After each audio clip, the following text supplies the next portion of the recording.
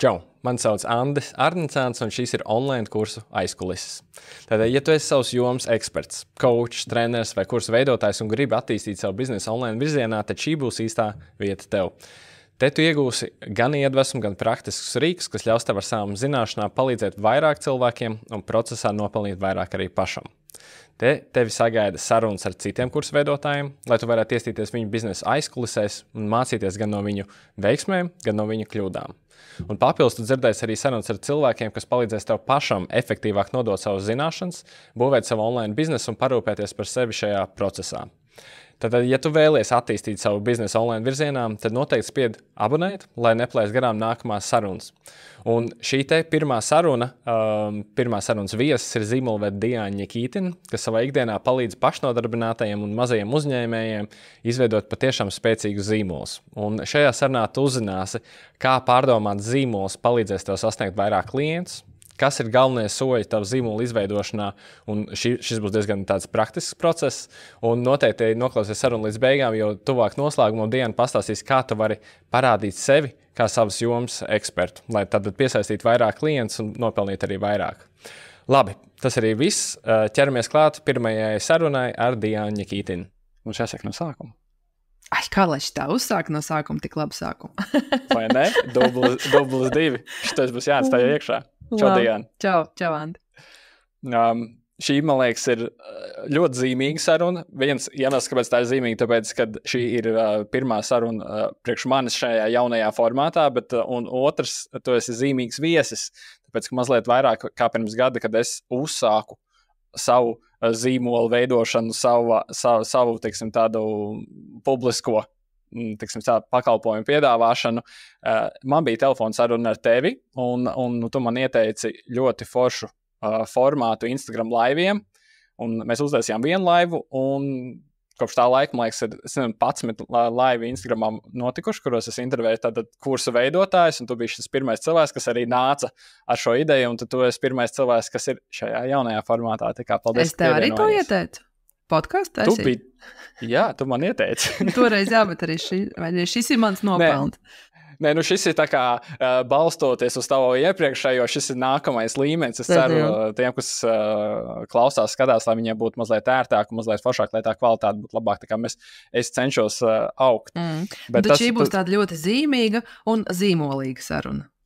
Perfekt. Es jau redzu tavu zīmolu vedes prasmes jau nāk ārā pavisam malā. Tad tie, kas ir klausās, un tie, kas ir Instagramā, un tiem, kam ir, teiksim, kas ir mazie uzņēmēji, varbūt daži ne tik mazie uzņēmēji, es domāju, ka lielākā daļa Diānu ir pamanījuši, un es domāju, ka ir iedvesmojušies un ir ieguvuši jau vērtību no Diānas. Tad Diāna Ņikītina zīmolvede, tas, man liekas, ir vienā vārdā. Protams, ka varētu vēl visu kaut ko pielikt, visādas foršas lietas, kuras tu dari, bet es domāju, ka tas ir galvenais, ko tu dari. Tu vari piemetināt, ja kaut kas vēl tāds, kā tev varētu nodefinēt, ielikt kastītē. Nē, ir ļoti labi, man liekas, ļoti labs vārds zīmolvede, jo tas uzreiz profesiju klasifikators, kur var pateikt, ka tas ir tas, un tad jau es varu savu CV uzskaitīt ilgi un dikti, bet šitam vismaz skaidrs. Un es tieši biju Lijā inkubatoru festivālā, un man viens pajautāja, kur es to zīmolus vedu, un tad es saku, es viņus vedu tuvāk naudai. Ļoti labi. Zīmolvede, kas ved tuvāk naudai. Izcili. Mēs te sakam zīmols. Man liekas, es esmu dzirdējis arī no apkārtējiem, ka šī te zīmola, ko tad nozīmē vispār zīmols, ka tās atšķirības ir dažādas. Bieži vien tas, ko es dzirdu, man vajag zīmolu, es saku, ko tev vajag, logo man vajag. Ja tu varētu iedot, varbūt pēc iespējas tādu īsāku un konkrētāk vienkārši saprotam, kas tad tavā skatījumā ir zīmols? Jā, es neesmu tāda baigi akadēmiskā, lai arī man ir grāds un tā, bet man patīk tā ļoti vienkārši pateikt lietas, kur ir skaidri saprotams. Tāpēc kad es saku, man prasa, kas ir zīmols, tad es pasaku, tā ir pēcgarša. Un iedomājies, kā rodās šī pēcgarša, tas iekļauj visu kaut ko. Pirmkārtām, tu esi nonācis līdz kaut kādai garšai, tu esi to pagaršojis, un tad ir šī pēcgarša. Tad tas iekļauj gan šo satikšanos, gan reālo faktu, gan arī pēc tam, kas notiek. Un zīmols ir tas, kas notiek principā, visu šo procesu, bet galvenokārt pēc tam, jo, ja ir labs zīmols, kas ir norezinājis ar cilvēku, kurš šo ir pagaršojis, tad tas cilvēks gribēs vēl un vēl atkārtoti izdarīt pirkumu, atkal sadarboties. Līdz ar to, ja šī pēcgarša ir palikusi laba un patīkama, tāda vērtībās, emocijās balstīta, tad šis zīmols ir norezonējis, un tu esi šī brīdī ir saticies pircējs ar pārdevēju. Nu, tā īsumā es teiktu, tad pēcgarša. Super. Viena definīcija, ko es dzirdēju, man liekas, no Aigara mamja, man liekas, ka es domāju, ceru nekļūdīties, man liekas, viņš teica, kas ir līdzīgi tam, ko tu saki, ko par tevi saka tev aiz muguras kaut kādā ziņā, par tevi, par tavu produktu, ko saka cilvēki, jā, kas ir tā pēcgarša. Tas, ko saka par tevi, ka tu neesi telpā, kā par tevi runā kādiem vārdiem, kad grib par tevi pastāstīt, ko viņi saka, un tas jau, tieši tā, un tas jau zīmola, tu tur ietver, ko cilvēki sapratuši no tā, ko tu piedāvā, un kā viņi pēc tam tālāk runā, vai tu esi iedevis vārdus, kādos tevi saukt, jo, teiksim, skaidrs, jā, zīmola, tad tas ir tas vārds, kurā tālāk, nevis, zini, tā meita, zini, kas tur Instagramā, zini, tā, kurai tur, tad ir tāda putra, bet ir konkrēti vārdi, un tas ir, ko tie zīmoli var darīt, šo savu dienas kārtību arī virzīt. Tu ieliec vārdus, kaut kādus terminus, ko tu dari, piemēram, online kursi, attaust Anda vārds prātā, jā, tas ir tas, ko arī tas zīmols dara, caur to, kā viņš komunicē un rāda lietas. Tā kā, jā, un vēl kādu es dzirdēju lietu, ka īpaši šobrīd zīmols tā ir reputācijas digitalizēšana. Ka tu to savu reputāciju, kas tev ir, tu viņu padari publisku un pieejamu pēc iespējas lielākam cilvēku skaitam, un tad šī tava reputācija tāks iet pa priekšu, tas vārds, kas iet pa priekšu, un jau zīmols ir labāks, konkrētāks, labāk nostrādāks, tā reputācija viens priekšu, un beigās jau tas zīmols tev palīdz pārdot un nest to tavu vārdu tālāk. Mans pirmais jautājums, ko es tev gribēju uzdot, vienkārši mīļš jautājums pašam par dažādām tēmām ir, kādi ir lielākie mīti vai varbūt kas ir tās lietas, kuras mēs domājam nepareizi, tad, kad mēs domājam, kas tad tas zīmols vispār ir? Kas ir tās biežākās, ar ko tu esi saskars? Es jau pieminēju to, ka zīmols bieži vien ir vienādība zīmju logo, kas es domāju, ka tu piekritīs, ka tas nav viens un tas pats. Kas ir tie lielākie mīti, ko tu esi dzirdējis, domājot par zīmolu? Tas, ko tu jau minēji, tas, man liekas, arī ir tas lielais pirmais, ka liekas, jā, ka, kur mēs te uztaisīsim logo, un tad mēs pirms atnāksim par zīmolu parunāt. Un tā kā kanceli, jo man ir vairāk tādi klienti, kas man tā arī raksta, kur man ir uztaisīts dizains, un es nezinu, ko ar to darīt. Un tas, ka tu saproti, ka tu esi prasījis vienu, un tev ir iedots kaut kas cits, jo īstenībā nav iziets cauri šīm strateģiskajām lietām. Jo uztaisīt smuku dizainu jau nav grūti. Tā nav problēma. Tu uztaisi, vai kur būs smuki, bet vai tu esi pajautājis tam cilvēkam, kas viņam ir svarīgs, kāds viņam ir vērtības, ar ko viņš vispār strādās, ko viņš tajā zīmolā redz, kā viņš pats sevi redz. Ja tas nav izdarījis, tad tas īstenībā ļoti vienkārši liek iztērēts laiks un nauda, jo ir dabūta kaut kāda zīmola grāmata, kas iekļauj šo zīmola sadaļu, kā ir tur logo, krāsas, burti, kaut kāds tur dizains, kas varbūt pat ir skaists, bet viņš vispār nav nekādā saķerē ar to cilvēku. Līdz ar to tā ir tā pirmā lieta. Otrā lieta, ka cilvēkiem liekas, ka zīmola izveidot ir kaut kas šausmīgi dārgs. Man liekas, uztaisīt kaut ko sliktu un tad to labot ir dārgāk. Bet tā kā es pati biju jaunā, mazā uzņēmēja, un tas, ar ko es arī daudz strādāju, es esmu uztaisījis visu to, kā veido zīmolu, lai tas būtu gan ātri, saprotami un lēti arī. Jo tas dārgākais droši vien ir tā dizaina puse, vismaz manā darbā, jo tā strateģiskā puse, par ko arī noteikti aģentūras prasa lielu naudu, bet es esmu atkodus to schēmu, kā katrs pats līdz viņai var nonākt. Un tāpēc radās zīmolspēle. Jūs jau redzat, man viens tos pašus jautājumus prasa, cilvēki atdurās pret vienām tā pašām lietām, tad vai kur ir jautājumi, vai kur ir schēmas, kuras jums vienkārši pašiem sev jāpajautā, jāuzraksta, un principā, es zīmola spēles esmu tagad sadalījis 5 dienās, bet principā nedēļas laikā tu tiec līdz visām atbildēm, tev zīmols ir gatavs strateģiskā ziņā. Un tagad tev šī stratēģija un vīzija skaidra, tad tu tālāk vari iet veidot dizainu pie dizaineriem, vai mēģināt kaut ko pats izdarīt cilvēks. Tā kā jā, par to, ka tas ir kaut kas šausmīgi ilgs, dārgs un sarežģīts, tā nav. Un ja tā padomā, mēs jau katrs no pirmā brīža jau to savu zīmolu vēsti nesam. Tad brīdī, kā tu parādies Instagramā, vai Facebookā, vai vienalga tirdziņā, tu jau esi atnācis ar savu vēsti un kā tu izskaties. Vai tu izskaties šņakaini, vai tu izskaties ļoti izcili, vai tu izskaties pēc humorista, vai tu izskaties pēc zinātnieka. Tur mēs varam visāds sapurīts piemērīt. Bet tu jau uzreiz sāksi stāstīt. Un tad ir, varbūt vienkārši padomā bišķiņ pirms tam, kādu to tēlu tu gribi nest, jo ar to tur ieiesi kaut kādā tautas valodās, vai ne? Un es jau gribu atgādināt, jā, ka to vēsti var koriģēt. Un es teiktu, tu uzliec to toni un vārdus un tās lietas, kuras tu gribi, ar kurām tu gribi būt pazīstams, un tu viņas arī rādi ārā. Un tas ir tas, ko otrā pusē cilvēki ierauga. Lūk. Šis ir tas, ko mēs jau pirms sarunas izsmējāmies, kad bieži vien es arī dzirdu to, ka man nevajag nekādu zīmolu, negribas par to domāt, tas ir vienalga, tas ir dārgi, vai man negribas tērēt tam. Es gribu vienkārši darīt.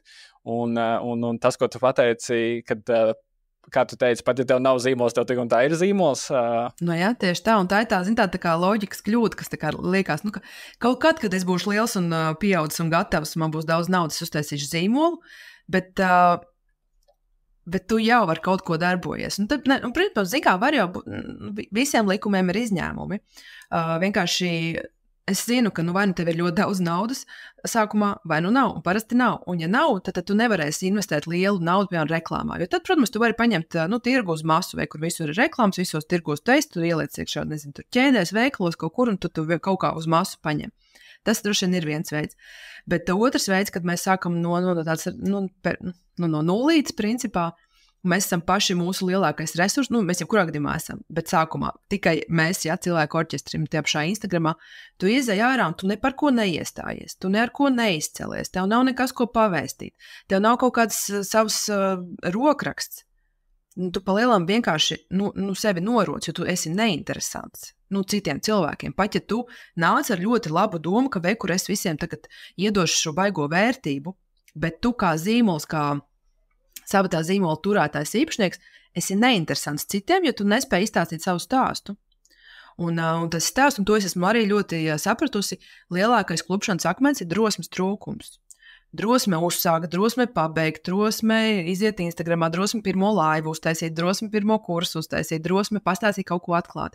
Viss šīs lietas atdurās pret drosmi. Un tādā brīdī, ka mums ir tāds, fuck it, vienkārši tagad es daru, jo kuram, kādi tie mehānismi man, piemēram, ir tā, ka man ir līdz kliņķiem, un tā, ka man šitas taču ir apnicis, viss. Un tad es 3 sekundēs izēju laivā pirmajā, un vienkārši izdaru to lietu. Un ir ļoti daudz bailes, tad drosmes trūkums. Bet tas neatmaksājās biznesā. Un vispār mēs arī pēdējā laikā daudz par šo runājam arī manā masterminds meitenē, ka mēs tie mazie biznesi, mēs tā kā čubinamies. Jo pa lielam, man liekas, ir 2 veidi, kā tu dari biznesu. Vai tu čubinies, tad ir kā ir, vai tu ej lielajā biznesā. Īsti pa vidu jau nav, jo tur pa vidu ir būt šausmīgi grūti, jo tu neesi vairs tas čubinātājs, un tu neesi arī vēl tas lielražotājs. Un pa vidu būt ir grūti, jo tu nespēji konkurēt ne ar vienu, ne ar otru. Līdz ar to man liekas, šobrīd man tā šķiet, ka nav tāda lieta, ka es tagad esmu, un tad es bišķiņ palielināšu savu kapacitāti. Nē, ja tu palielini, tad tu palielini viņu 3 reizes, jo savādāk tas neatmaksājās. Vai arī tu paliec tur, kur tu esi, un tu vari nopelnīt savu kaut kādu decent algu. Bet ja tu gribi nākamo līmeni, tad tas ir tur skyrockets ir jāieslēdz. Tad tas zīmols palīdz. Es vairs nezinu, kāpēc es to sāku teikt. Nē, bet šis viss ir ļoti, ļoti, ļoti, ļoti vērtīgi. Nē, tas arī ir tas, ko es no sākuma gribēju vienkārši saprast, no sākuma saprast, kas tad ir tā problēma, vai kas ir tas, kur mēs bieži vien ieķeramies. Mēs virzīsimies, protams, uz to, kā tas izstāsta, ko mēs varam darīt un tā tālāk, bet man liekas vienkārši svarīgi ir pirms tu ķeries klāt tur, ko man darīt, kāds ir tas plāns, man liekas, no sākuma vispār nodefinēt, kas ir tā problēma, kuru mēs cenšamies risināt, kas ir tie mīti, tā kā šis viss ļoti labi atbilst un papildinot to, ko teicu iepriekš, būs arī viena no nākamajām sarunām ar vienu ritīgi super viešņu, un mēs ar viņu tieši runājam, ka tā tēma varētu būt to, ka tā kā tas ir hobijs vai bizness, un ka bieži vien es pats, man pašam arī kaut kādā ziņā ir izaicinājums, kā es varu tur sākt deleģēt un varbūt tos kaut kādus apjomus palielināt, ka bieži vien mēs esam tādā hobija līmenī paliekam, un tad kā zīmoli, tiksim, apzinātāk pieeja savam zīmolam, kā viņi var palīdzēt tomēr, vai viņi bieži vien pat ir tā kā ļoti nepieciešami, lai mēs varētu ieiet arī nākamajā, kas ir biznesa līmenī. Jā, tas, ko es teicu, ka vai tev ir masa un tu, piemēram, paņem nezinu, uz lielu reklāmu vai atrod kaut kādu super labu uzpircēju, tad tu vari par zīmolu nedomāt. Piemēram, iedomājies, tev ir kaut kāda valsts iestāde, kas no tevis pērk visu laiku konkrētu produktu X, tev un vispār nav vienalga, kā viņš izskatās, vai viņam ir nosaukums, kāds ir iepakojums, tev tā valsts iestāde pērk. Kas notiek tajā dienā, kad tā valsts iestāde pasaka, mēs ar jums vairs sadarbību neturpinam? Tu pat nevari aiziet uz veikalu, tev nav vispār pat iepakojuma, tev nav nekā, ko viņiem piedāvā, tev pilnīgi jāpārmodelē savs tas biznesa piedāvājums. Un tādā brīdī tas zīmols ir ļoti svarīgs, bet ja tu zīmolu esi jau pirms tam taisījis, tad tev ir ko iziet, tu jau sāc domāt, tātad, pirmkārt vispār, kad par zīmolu runā, tad ir 3 daļas. Pirmā ir šī strateģiskā daļa, ja nav strateģiskās daļas, es pat neķeros klāt. Tā kā, ja tu gribi pie manis uzreiz pie logo ķerties, tas tā nenotiek, nav jēgas. Atkārto vēlreiz, kas tad ir, jo mēs tagad ķeramies klāt praksēm. Okay, jā, trīs daļas. Mums ir vajag stratēģija, vizuālā daļa un komunikācija. Un tieši šādā secībā. Tad stratēģiskā daļa ir, kādas ir manas vērtības, kas ir mana mērķa autorija, kā mēs pārdodu, ko es tieši pārdodu, kas ir mans vērtības piedāvājums, kas ir mans zīmola manifests, mans zīmola stāsts, vīzija, misija. Nu, viss, kas vien ap šo visu grozās, tas ir tas lielais kāpēc es to daru. Kāpēc es to daru un kā es to daru?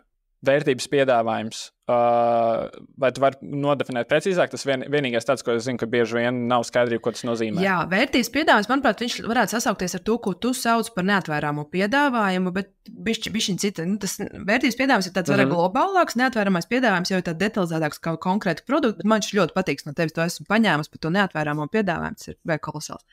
Tātad, kas ir vērtības piedāvājums? Vērtības piedāvājums ir kam tu palīdzi atrisināt ko, kādā veidā.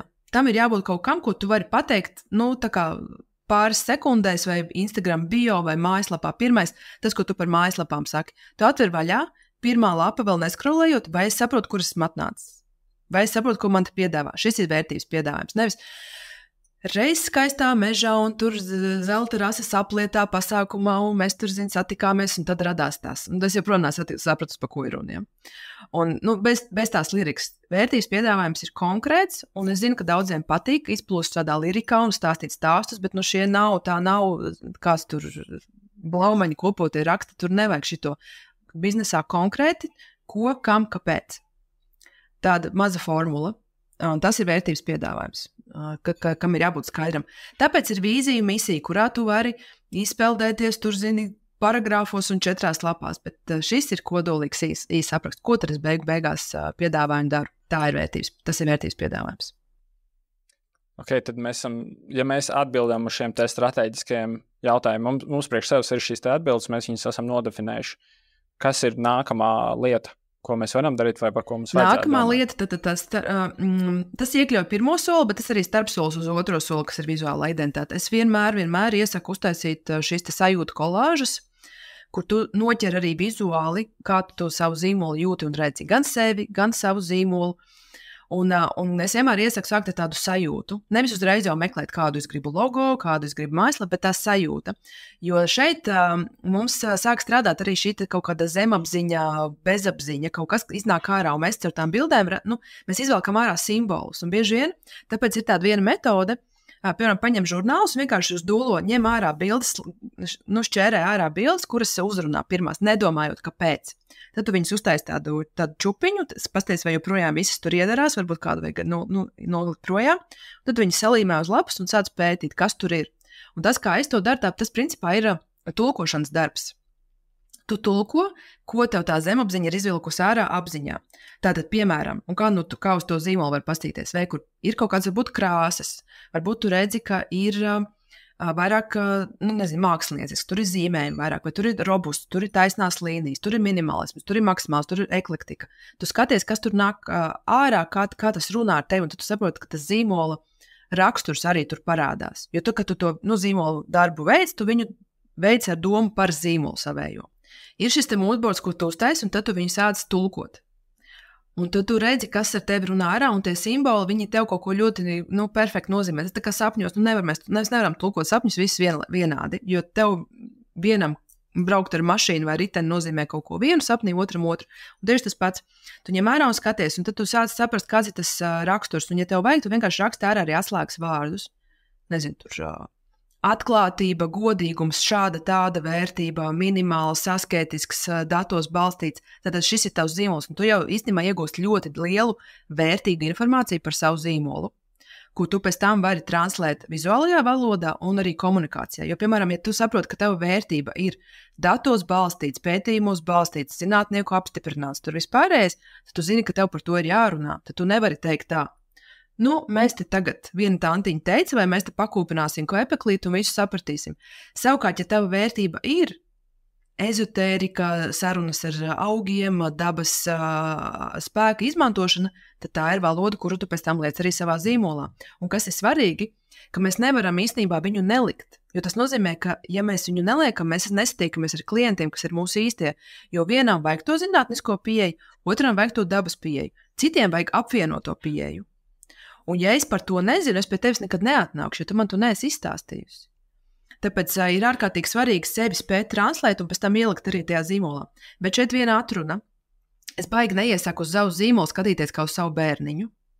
Jo tu savam bērniņam nekad neteiksi, ka viņš kaut ko nav labi sanācis, vai nav gan daudz nopelnījis, vai viņam roka šķība, vai vispār šito roku jānomaina, vai ne. Bet ja tu tomēr skaties uz savu zīmolu biznesu kā tādu atsevišķu trešo vienību, kas ir modelējama, un tu saproti, šitas mums nestrādā, to mēs mainīsim, tad to ir daudz vieglāk izdarīt ar kādu, kas ir trešā persona, ne katrā dzimtene, nevis savus bērniņus. Tāpēc ar tiem bērniņiem uzmanīgi. Jā, nesaukt kopā. Ļoti labi. Tas bija ļoti, ļoti labi piebildi. Ok, mums ir šis, es esmu uztaisījis šo te moodboardu. Man ir lielāka skaidrība gan par šīm te vērtībām, ko tu minēji, un visām pārējām lietām, gan arī par to varbūt vizuāli to virzienu. Kad tu teici, nākamais solis, ja es pareizi atceros, dizains. Nākamais ir dizains. Tad par logo to pašu runājot. Es domāju, ka lielākā daļai biznesa, kas strādā Instagramā, logo nav vajadzīgs.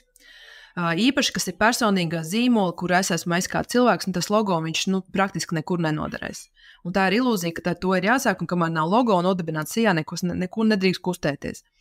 Drīkst. Īpaši personīgais zīmols, īpaši Instagramā. Paši padomājiet, jums piesako vai iekomentē kaut kāds logo. Tā ir tāda ļoti atceldēta sajūta. Nevis tad, ja tev ir atnācis cilvēks ar vārdu, uzvārdu un bildi, un ja viņš komentē, tad tu labprāt arī veido šīs attiecības, bet veidot attiecības ar logo, kur ir interesi tieši. Vispār nav. Bet, protams, ja tev ir izkārtne, tev ir fiziska vieta, tev ir produkts, kas ir jāiepako, tur noder logo, protams, jo tas ir tā visa šī vizuālā pieredze, kas ir konkrētajā produktā. Bet personīgam zīmolam, piemēram, kā tev, logo, tev nebijis tas logo.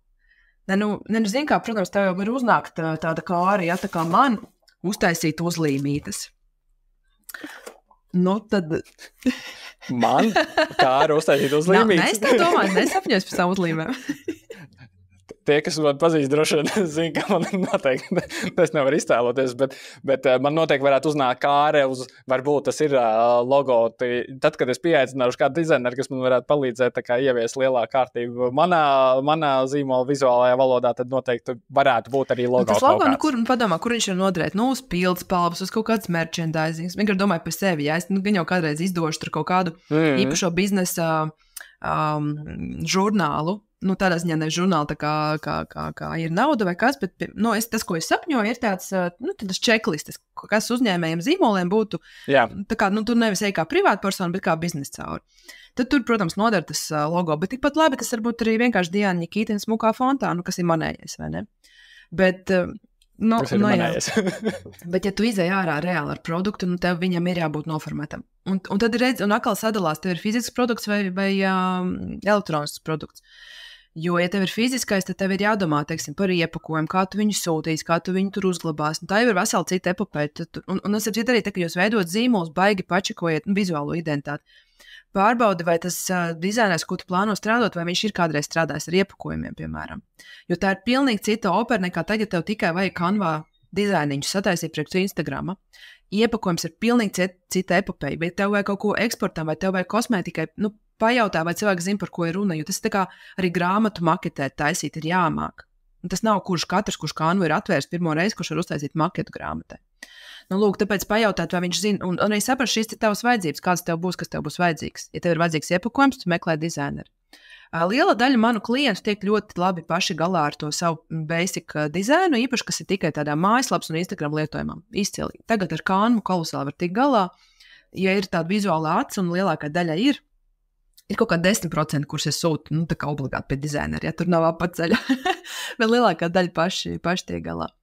Lūk, un tad ir atkarībā no tā, kas ir nepieciešams, tad tu saveidi, un ko es domāju, kas ir nepieciešams, kad sāk, tad savi burti, savas krāsas, un sagatavojas priekš dizainiem, īpaši strādā Instagramā. Tas ir kaut kas, ko gan es teiktu, ka ir jāsagatavo. Lūdzu burtus ne vairāk par 2-3. Lūdzu ar rakstiskajiem šitiem visiem kaligrāfiskajiem burtiem baigi uzmanīgi, viņus nevar salasīt. Otrs fotosesija. Bilde var izlapt praktiski jebko, laba bilde. Instagramā, tad tas var būt dizainiņš, nedizainiņš. Man ir daudz cilvēku, kas es īsti nezinu, kādu es gribu to dizainu. Tad tu uztaisi vienkārši smuku fotosesiju, un tad ir viens tāds triks, ko es tūlīt pateikšu. Tad, ja Instagramā liekas, ka tu visas bildes saliec kopā, piemēram, arī jūs pavērosiet interjeru dizainu, ja visas bildes saliek kopā, viņas katra pa sevi ir ļoti skaistas, bet kopā viņas izstāsta pēc bardaka. Tāpēc tas, ko dara, lai būtu smuki, un tad var arī likt vairākas bildes, kas ir raibas, vienkārši vajag uztaisīt baltu rāmīti apkārt. To bildi viņu vienkārši višķiņā ielikt apkārt to balto laukumu, un uzreiz izstāst daudz labāk sakoptāk viss tas konts. Jā, bet bez labas fotosesijas arī nekur nevar iztikt, un tas nav dārgi. Es vēlreiz, tas, laikam, to es atkārtošu, ne zīmoli uztaisīt dārgi, ne to pašu dizainu vai fotogrāfijas. Tas nav, tie nav nenormāli tūkstoši. Tu arī var pa tūkstošiem, jāzina, pie kā aiziet, bet fotosesiju var uztaisīt, tu vienkārši pasaki, man vajag 5 bildes, mēs pusstundu satiekamies. Es domāju, ka tas nemaksās vairāk par 100 eiro. Un, manā pieredzē, labi, tur varbūt nekā cenas mainās, bet, principā, starp 100 un 300 jau tu esi brīnišķīgi savu fotosesiju uztaisījis. Vismaz sieviešu aprindās tas tā ir. Es zinu, ka džekiem ir citi tarifi, bet meitenes, sievietes, mēs tiekam lētāk cauri. Un vēl viens, man liekas, ieteikums no manas puses, tas, kas mūsdienās aizmirstās, tad būs arī ar mani piebildi, bet nevajag aizmirst par barteriem. Un kad, ja barterim vienīgais nosacījums ir tas, ka tev ir jāpiedāvā kaut kas, kas tam otram cilvēkam, fotogrāfam, arī liekas vērtīgs. Tāpēc, kad nevajag automātiski pieņemt, ka tas, ko es daru, ir ļoti vērtīgi. Protams, ka viņam vajadzēs. Varbūt viņam nevajag, varbūt viņam vajag skaidru naudu, tādā ziņā, ka viņam vajag naudu šī situācijā, bet vienkārši, ja tie resursi limitēti, vienkārši domājam, ja tavs naudas resurss ir limitēts, skaties, kurš cits resurss tev varbūt nav tik limitēts, un varbūt tas cilvēks otrā pusē, tā lieta, ko tu viņam piedāvās, būs tieši tā lieta, kuru viņam atkal būs vairāk vajag. Īpaši sākumā, kad tās naudas tiešām ir mazāk, tad barteri kolosāli, un man tie sieviešu kopstrādes telpā, kurā mēs jau esam pār 4,5 tūkstošiem, tur regulāri šādas sadarbības arī notiek. Īpaši kāds, kas, piemēram, nāk jauns nozarē, grib izveidot savu portfolio, viņam jau arī tie klienti uz galvas nekrīt. Tad tas cilvēks piedāvā, es apmaiņā pret kaut kādu produktu uztaisīšu fotosesiju. Tā kā, jā, barteri ir brīnišķīga lieta, un pat ne tikai sākumā, arī pēc tam vēlāk, un es arī joprojām, es esmu, piemēram, 5 gadus jau biznesā, man ik pa laikam ir kaut kāds barters, kaut kāds pro bono. Man, piemēram, tā arī tāda, tas cilvēcīgums ir jāsaglabā. Cilvēcīgi pieeja un pretīm jau arī tev ir cilvēks. Un arī, piemēram, ja man paprasa kaut kur atnāk zīmola lekciju nolasīt, tad es jau skatos, kas man pretīm ir. Vai tie ir vietēji uzņēmēji, kas paši tikko sākuši, vai tā ir kaut kāds jau liels uzņēmums vai organizācija, kuriem skaidrs, ka ir milzīgi budžeti. Tā. Labi, ja mēs aptuveni sapratām par to, kas ir tās, varbūt tādas pamatlietas, teiksim, no tā dizainiskās puses, un ja mēs virzamies uz šo te trešo soli. Jā, un trešais solis ir komunikācija, kas, protams, ja tev ir brīnišķīgs zīmols, superīgs produkts, kolosālākais logo un dizains, un tad no komunikācijas tas viss tur arī apstājās. Tā kā beigās tā komunikācija kā ir trešais solis, bet viņš ir ārkārtīgi svarīgs, jo bez tā tu nevar izstāstīt to savu stāstu. Kam tad tu iesi tur to? Un kā tu to visu izstāstīs. Tad komunikācija, un šeit ir atkal, tad atgriežoties apakaļ pie pirmā soļa, kas ir stratēģija, un tur redz ļoti daudz lietas nāk, principā tu atgriezies pie pirmā soļa, un tu jau saproti, par ko tu komunicēsi un stāstīsi, plus pa vidu ir bijis moodboards, tu arī kā saproti, kādā veidā tu to darīsi. Un komunikācijā tu saproti, kas ir mans klients, ar ko es runāju, kur šis klients dzīvo informatīvi, kur es viņam to informāciju iedošu, un trešais, kā es viņam ko stāstīšu, kā un ko es stāstīšu. Tad kādas ir mans tēmas, rubrikas, kādā veidā es ar viņu runāšu, kāds ir šis te balss tonis, un tad jau ir tehnikas, kā es to noformēju, kā es veidoju savu ziņu, kā es to daru, lai cilvēki izlasa. Piemēram, manā e-pasta open rates ir diezgan labs, lai gan viņš ir samazinājies. Ja? Es jau tagad sāku bēdāties. Manā open rates ir tikai kādi 55%, kas ir ļoti augsts. Es zinu, ka tagad bija 64 vai 72, saprotu, bet es zinu, ka tas ir ļoti augsts, bet tad tas nozīmē, ka manā mērķa autorija, kas ir pie manis, tad viņi ir atnākuši pa tēmu, viņi nav nejauši iemaldījušies, un tas ir atkal, kas ir jāsaprot, tas zīmols un komunikācija, viņi jau dod šīs ziņas, tad cilvēki neiemaldās nejauši pie tevis, viņi ļoti konkrēti nāk, un tāpēc arī tas open rates ir tik liels, jo viņi ir visi, šie procenti ir, viņi grib šo informāciju saņemt, un ka tas tā arī var būt. Tad es esmu atradusi autoriju, kurai tas ir svarīgi, kādā veidā es to runāju, bet tad jā, par tām tehnikām, kā tad to e-pastu uzrakstīt, lai cilvēks gribētu izlasīt, vai kā to stāstu veidot, lai viņš gribētu piedalīties. Un tas, ko es daru, es baigi arī testēju ar sevi, tāpēc bieži vien, ja kaut kāds muļķības dara, tas pēc tam saku, bet es testēju. un tad es zinu, kā tas ir, ka, piemēram, izdarot šo, tas strādā, vai izdarot to, tas nestrādā, vai arī kādi ir tie rezultāti vienai vai otrai lietai, un es jau arī augu. Man nav vairs tās pašas problēmas, kas man bija pirmajā biznesa gadā. Man jau ir kaut kāds cits lietas, kas jau ir uz 5. 8. gadu jau vairāk attiecās. Un līdz ar to es tā kā eju bišķiņi pa priekšu, un tas, kā es to redzu, ka es eju mazliet pa priekšu, un tad es varu pateikt tiem, kas ir manās pēdās bišķiņi pirms tam, kā es darīju, un kā jūs varat kaut kādus shortcuts izdarīt, vai kā jūs varētu darīt, lai būtu efektīvāk. Tā kā jā, es eju garo ceļu, lai jūs varētu iet īso ceļu. Mums ir tieši tāds pats, man no tevi ir tieši tāds pats modelis. Man arī patīk eksperimentēt, visu kaut ko izmēģināt, kas bieži vien man tev nav jāsaka, prasa ļoti daudz nervu, iet kaut kādās vietās, varbūt, kur kāds cits nav gājis, vai vismaz nav pazīstams, vai nav komunicējis, ka viņš tur ir gājis, nav padalījies ar zināšanām, un tad pēc tam nodot pārējiem, lai viņiem ir mazliet vieglāk. Tā kā es tev pilnībā saprotu, un paldies par to darbu, kur tu dari, jo es vienkārši zinu, ka tas nav vienmēr viegli, bet nekad nav garlaicīgi. To gan es noteikti varu pateikt. Vai tev kaut kas vēl par šo te messagingu, vēl kaut kas ir piebilstams? Tev to stāsti tas pats, kas ar zīmolu. Tev liekas, ka tu nestāsti, vai tu viņu kaut kad sāki stāstīt, bet tu jau viņu sāc stāstīt no pirmās dienas. Tieši tas pats kā ar zīmolu. Tu izēji kaut kur ārā, tu jau no pirmās dienas rādi, kā tu izskaties, jā, tā kā. Un tieši tas pats ar komunikāciju stāstu. No pirmās dienas jau tu stāsti, un tas, kas notur tos klientus, ir, ka viņi ir atnākuši uz īsto vietu, kur viņi var saņemt kaut kādu vērtību. Un tā vērtība nav tikai zināšanas par to, kā veidot zīmolu vai online kursu. Tā vērtība ir arī jebkurā citā produktā, ko tu ražo, vai tas ir pakalpojums, vai tā ir prece, tur ir vērtība. Bet to stāstu veido tādu, kurā cilvēki grib piedalīties un grib uzzināt, kas būs tālāk. Tas ir tas āķis. Jo tu nespēji iekārdināt ar to, ka es gribu zināt, kas būs vēl tālāk ar šo, tad tev neviens nepiesakos. Bet redz, te ir vēl viena lieta. Ne visiem produktiem, kurus es pērku, es sekoju. Jo tas arī nav tas pašmērķis, jo es vienkārši zinu, kur tā ir lieta, ko es pirkšu jebkurā gadījumā, man nav viņiem jāsako. Ir vienkārši forši, ka tas konts ir, labi, ir uz ko atsaukties, ir ko ietegot, ja, bet es viņiem pati nesekoju. Tā arī var būt. Un es arī tieši nesen ar vienu runāju, meitiņu saka, jums baigi maz tie sekotāji, bet man visi, kas raksta, nav mūsu sekotāji. Jā, jo viņi atrod tikai uz to brīdi, kad viņiem šo konkrēto pakalpojumu vajag, viņi atrod, viņi uzraksta, viņi izdara darījumu, un tad, ja jūs sadraudzēties, viņi tur piesako vai pat nepiesako. Viņi vienkārši zina, ka nākamgad es atkal tev rakstīšu. Nezinu, viesunam, piemēram. Nav man obligāti tev jāsako. Ko, vai ne? Bet es zinu, ka es nākamgad atkal gribu to pašu viesunam.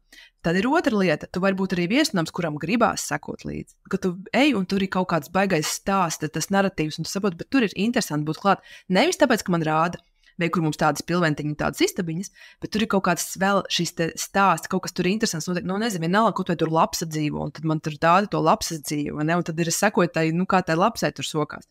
Kaut kāda tur interese ir tam visam. Un visiem var atrast šo te interesanto lietu un stāstu. Man liekas, ka tas ir mans tāds arī superpowers. Katram atrast, kā tad izstāstīt. Un tad otra lieta ir būt drosmīgam, pietiekam drosmīgam un arī to stāstu nest. Kā var jau sakautrēties, un tas jau nav tur interesanti vai vēl kaut ko. Bet man liekas, ka visi zina stāstu par zīlītēm, kas klavieres spēlē, ne? Un kas tur kaut balvu vēl dabūja. Zini, tas bija tas Dudumam, tā bija instalācija iepriekš ir. Viņi bija uzlikuši speķi uz klavierēm, un Andis... Visi zina. Okay, labi, varbūt tas nebija tik sen arī. Labi, vienmēr sakot, tur bija tāda... Jā, pareizi. Es dzīvoju izolācijā cēsīs. Bet vienmēr sakot, klavieres, ziemas laikā uz klavierēm ir speķis un nāk zīlītes ēst. Un viņas spiež tos taustiņus un to visu vai nu translē, vai nu vienmēr sakot, tu vari dzirdēt, kā tās zīlītes tur tusējās. Un tā bija reklāmas kampaņa. Es tagad neatceros, varbūt, ka žurnālam ir. Es tagad arī negribu samuldēt kam, bet tā bija reklāmas kampaņa. Viņi arī dabūja kaut kādas balvas. Un tas ir kaut kāds stāsts, kur ir interesanti, vai nezinu, ir cilvēki, kas tur saka, kā ergļu mazuļi šķiļās, ja, un citiem atkal tas vispār neinteresē, bet viņiem varētu interesēt kaut kas cits, nezinu, kā tu brauc tur ar savu moci pa Latvijas mežiem. Un tas nekas, ka tu esi īstenībā coach vai online kursu pasniedzējs, bet tev ir vēl kaut kāds šis te tavs hobijs, kas ir interesants, jo tu kā cilvēks kļūst interesants. Un manuprāt, šiem zīmoliem, īpaši personīgiem zīmoliem, tas ir baigi svarīgi, ka tu esi interesants arī, ka interesē ne tikai tas, ko tu rādi, bet to, kas tu esi arī kāds pats cilvēks. Un tas ir viens no tādiem zelta likumiem, ka no tevis pērk nevis to, ko tu dari, bet kā tu to dari. Un tad mēs visu saliekam kopā, kāds es esmu, ko es daru, kas man patīk, kā es pasauli redzu, ko es piedāvāju. To visu saliekot kopā, tas arī ir interesants stāsts. Un tas ir zīmols. Un to es vienā brīdī pamanīju, ka, piemēram, ir tie eksperti. Ja? Viņi ir baigi eksperti, viņi stāsta visu, ko viņi māk, tādi gudri un zinoši, un visi baigi forši. Un vienā brīdī saprotu, ka viņiem jau pa vienu to pašu viņi runā, un tu neko vairāk arī neuzzini. Un tad ir tā, ok, labi, forši, tu esi eksperts, es zinu, kad mājās atnākšu, bet es tev nesakošu. Un tad ir tie eksperti, kas joprojām stāsta, ko viņi zina un kā viņi māk, bet viņi ieliek vēl kaut kādu savu to privāto prizmu iekšā. Tas nenozīmē, ka mums ir jāzina visas intīmās detaļas par tavu dzīvi, ja? Bet tas, cik tu esi gatavs dalīties. Nezinu, kādi hobiji, kur bija ceļojumā, kaut kādas tādas lietas. Un tad ir tā, ka, vai kur ir cilvēcīgais faktors, man gribās arī uzzināt, kas tur tālāk būs, ko viņi darīs. Un tas, kā es to daru, zinu, kā, pašmērķīgi likt, tur bija ceļojumā, vai kur tur dara kokteili, tas arī nav interesanti. Bet, ja tu vari, piemēram, manā gadījumā, ja es varu šo savu ceļojumu vai braucienu pavērst arī kā mācību par zīmolu, ka veiku caur šo es saprotu kaut kādu atziņu, tad jau ir kolosāli. Un tad tu esi gan parādījis savu privāto dabu, gan arī tu viņu esi joprojām sasējis ar biznesu. Un tā, ka man dzimta 3. meita, man daudz apsveic ar 1. Jo tieši tik maz viņi zināja par manu privāto dzīvi. Man tā bija jau 3. Man tas bija jau old news. Jo es nestāstīju. Tagad es stāstu bišķiņ vairāk, un es jūtu, ka cilvēki to novērtē. Šis ir kaut kas, ko es noteikti paņemšu no šīs sarunas, jo es varbūt neatradu to veidu, jo man negribējās vienkārši dalīties kaut kādām lietām, kuras daru tāpatās. Man liekas, ka šis bija ļoti labs ieteikums no tavas puses, ja es to varu savilkt kopā ar to profesionālo, ko bieži vien es iekšienē savā galvā savalku, bet es kaut kā nenokomunicēju uz ārā, tad tas ir kaut kas, it īpaši, ja mēs tur runājam, kas šai auditorijai, kas, teiksim, savu jomu ekspertiem, kur vienalga vai veido online kursus vai strādā cilvēkiem 1-1 arī klātienē, ka ir kaut kāds, vai tās ir kaut kāds rūpes par sevi vai kaut kāda atvaļinājuma ieplānošana. Un tad, kad man izdodās, es varu padalīties un varbūt iedvesmot citus, kad arī tiem, kas palīdz, vajag atpūsties kaut kādos brīžos. Un tā kā šis ir ļoti labs ieteikums no tavas puses, ko es noteikti izmantošu. Mans Tas, ko es gribēju, tā, lai būtu super praktiski arī priekš tās, tad pārsvarā lielākā daļa cilvēku, kas klausās, tātad ir cerams, ka viņi ir, bet tā ir mana auditorija, kas ir savas jomas eksperti, tie dažādi koči, terapeiti, treneri, fitnesa treneri, uzturu speciālisti, vienalga gleznošanas apmācības, kas vada. Tad tie ir savu jomu eksperti, kuriem varbūt ir kaut kāda, teiksim, šī te klātbūtne online vidē, un viņi varbūt grib viņu palielināt, varbūt arī kādus produktus izveidot, tātad vienalga vai tie ir kursi vai kaut kāds meistarklases pārdot online vidē. Kas ir tās lietas, kuras tieši šie cilvēki, kas ir savas jomas eksperti, ko viņi var darīt, lai viņi zina, ka viņi ir eksperti un ka viņiem sanāk tas, ko viņi dara? Kas ir tās kaut kādas pamatlietas praktiskās, ko viņi var darīt, lai nostiprinātu arī ārējai pasaulē par to, ka viņi ir eksperti?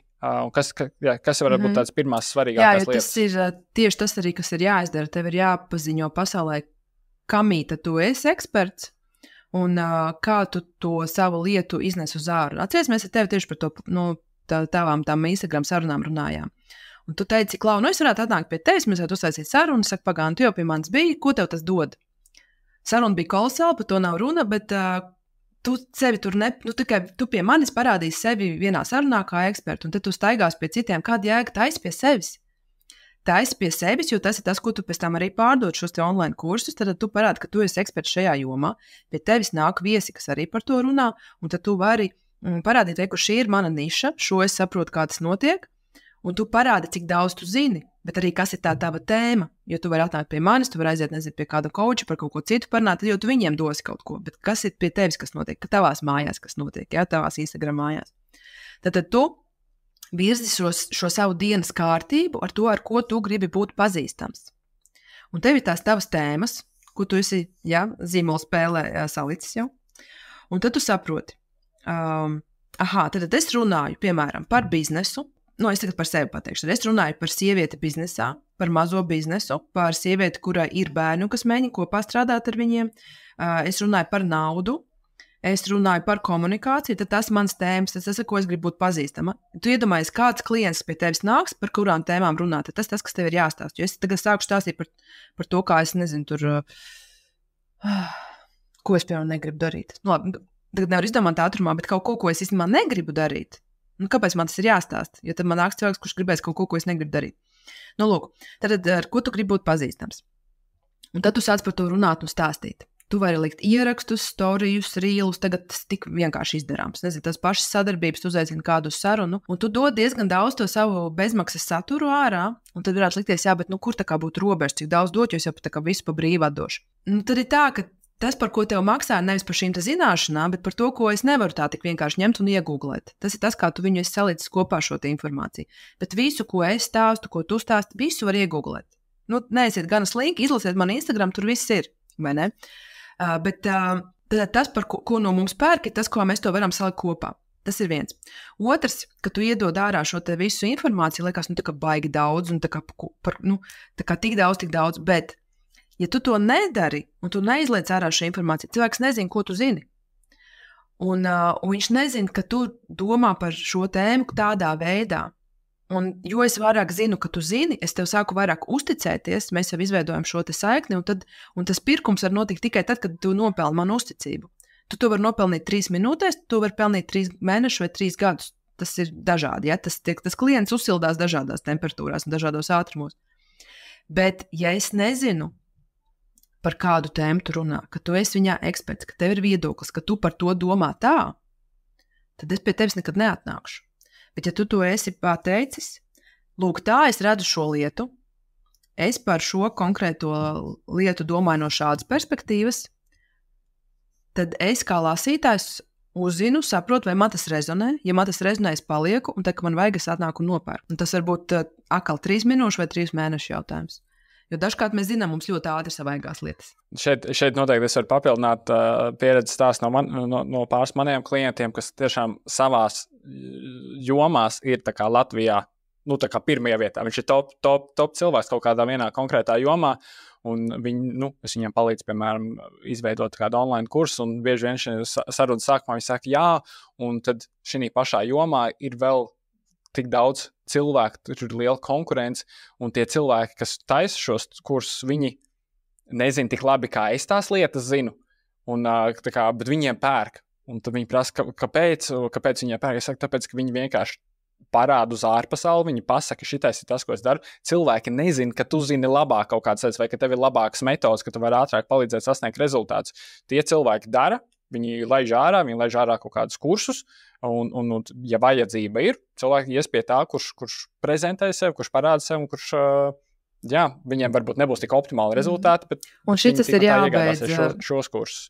Un tāpēc mans ieteikums tiešām ir tā kā komunicēt. Šis ir jābeidz par to, ka redz, kā viņam pērk un man nepērk, bet es tomēr esmu zinošāks, tā kā vienkārši skipit, tas ir viņa stāsts, tas ir tavs stāsts, tu tikai par sevi zini, tikai par sevi orientēs.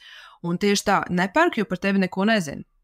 Vai tu neesi spējis savu informāciju nodot pietiekami interesantā veidā, jo, es saku, tev var būt labākais produkts, tu vari būt kolosālākais speciālists un tevi nepirks tik un tā, jo tu nespēji savu ziņu aiznest uz priekšu, un tie pārējie, no kuriem pērk, vienkārši viņi ir kaut ko izdarījuši pareizi.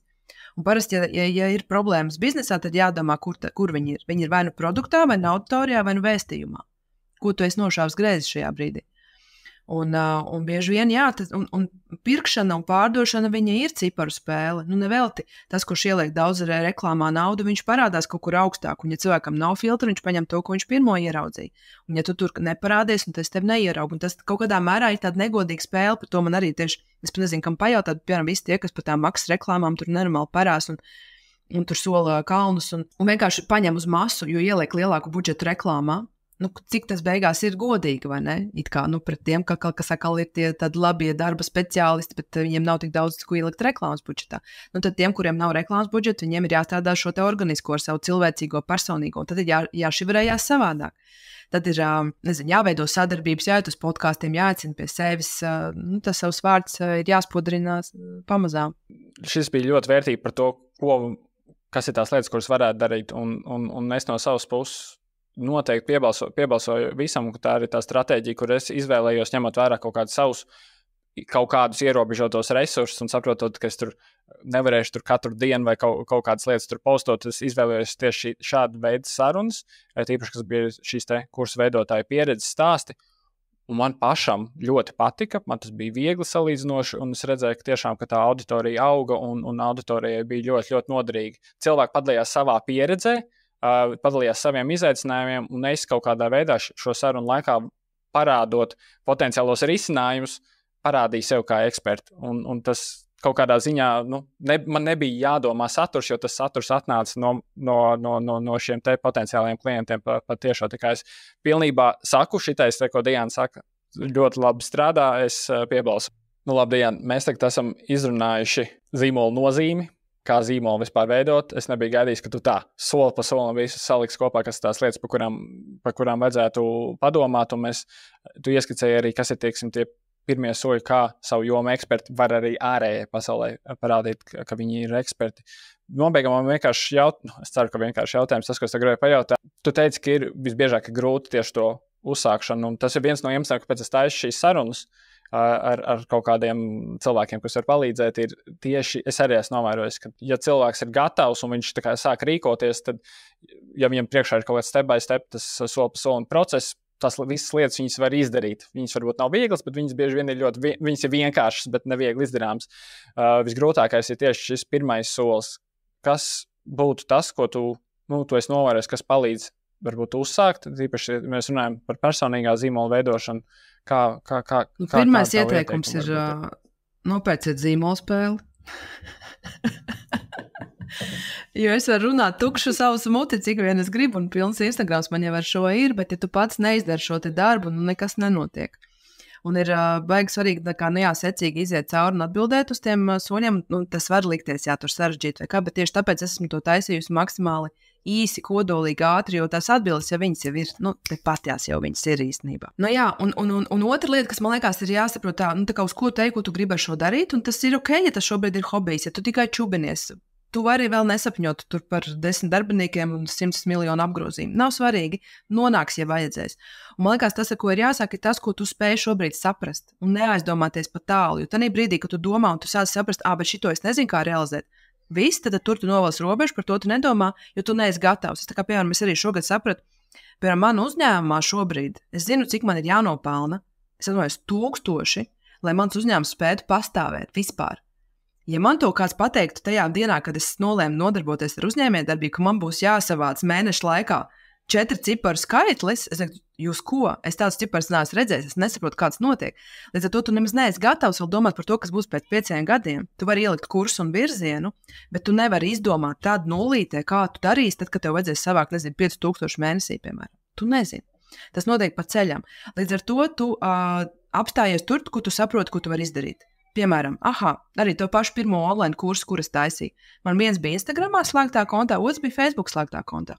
Tas, ko es mācīju labākais tajā brīdī izdarīt. Tas nebija slikti, tas bija ļoti labi, tas labi strādāja. Tur bija konkrēts skaidra schēma, man nebija nekāda nesinkifika, es vēl pie tevis nebija neko iefilmējusi.